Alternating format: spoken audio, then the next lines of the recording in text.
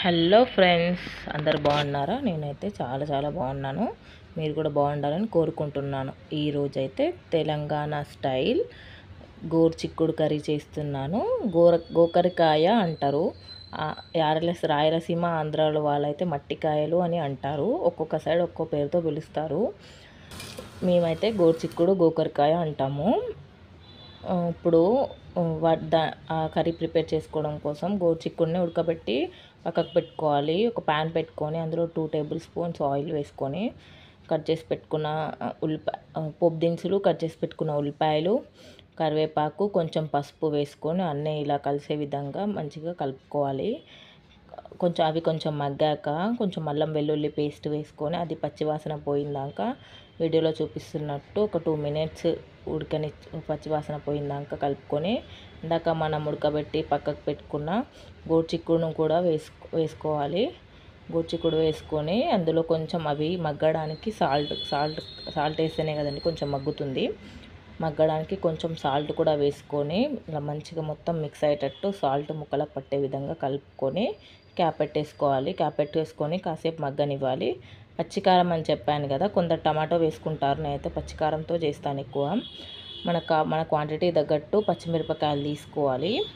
చూడండి ఇంకొంచెం మగ్గిపోయింది.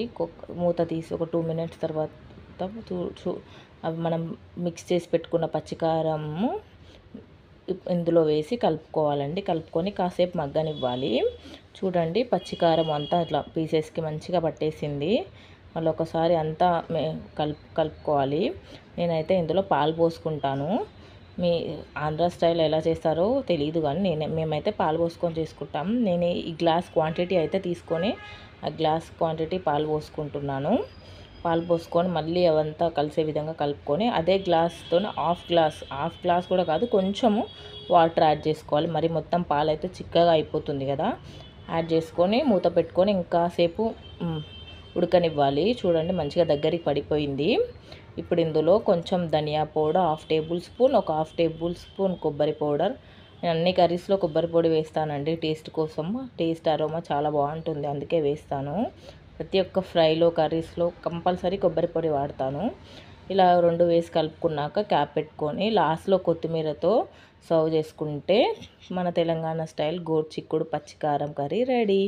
ప్లీజ్ మన ఛానల్ని ఎవరైనా ఫస్ట్ టైం చూసుకున్నట్లయితే చూసి అలా వదిలేయకుండా సబ్స్క్రైబ్ చేసి లైక్ చేయండి. మీరు చేసే లైక్స్ కామెంట్స్ వల్లనే నేను ఇంకా ముందుకు వెళ్ళగలను. మీరేమన్నా నాకు చెప్పాలనుకుంటే కామెంట్ సెక్షన్లో కామెంట్ చేయండి. నేను ఖచ్చితంగా ప్రతి ఒక్క కామెంట్కి రీప్లై ఇస్తాను. Please subscribe my channel.